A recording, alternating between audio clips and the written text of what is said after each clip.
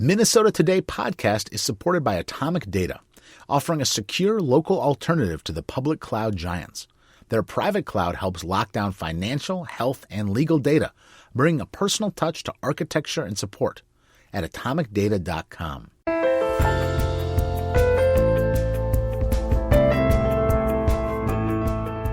This is Minnesota Today for Monday, November 8th.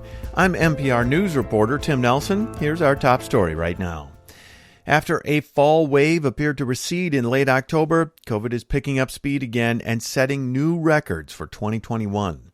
The latest data from the Minnesota Department of Health includes nearly 4,200 new cases. It's the highest one-day total since the middle of December. The average percent of positive tests is also up, topping 7.9%, also the highest this year, and well above the 5% level officials consider concerning. NPR data reporter David Montgomery says last month's decline in cases and deaths has almost been completely erased. Clearly, we're into a sustained increase at this point. All the metrics are moving upward and at a consistent and sustained rate. We're in the middle of a real surge right now. This wave has sort of been going on since the 4th of July, and it's not done with us yet. Montgomery also says the face of the pandemic is changing yet again. The highest rate of cases we're seeing right now are among working-age adults, sort of 30 to 50. They're seeing much higher rates of infections than children, who were sort of driving this a month ago, or than the elderly, both of whom have lower rates of confirmed cases right now. And those illnesses are serious. The average daily death toll hit 24 today, the highest it's been all year, although it's still less than half that during the deadliest part of the pandemic so far, last winter. And state regulators are proposing to add more than 300 lakes and streams to their list of impaired waters. Kirsty Marone reports.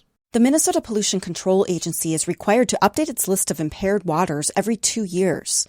It includes lakes, rivers, and streams that don't meet water quality standards because of excess nutrients, bacteria, sediment, or other pollution problems.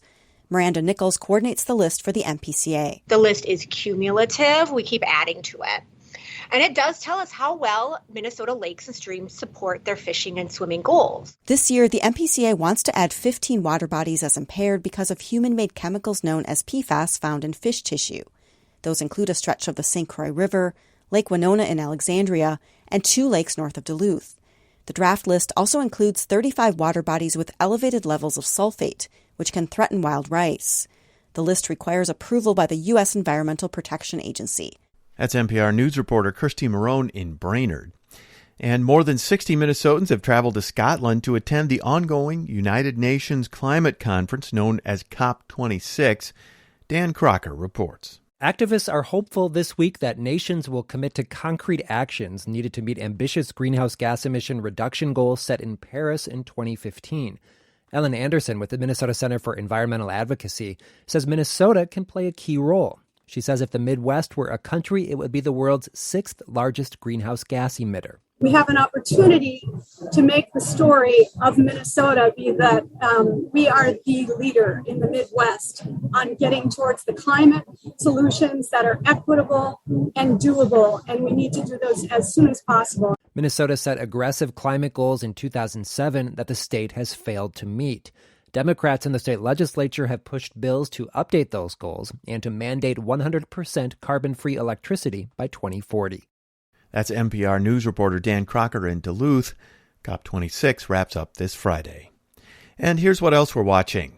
Beginning today, all Canadians who are vaccinated against COVID can enter the U.S. for non-essential travel, including at border crossings in northern Minnesota.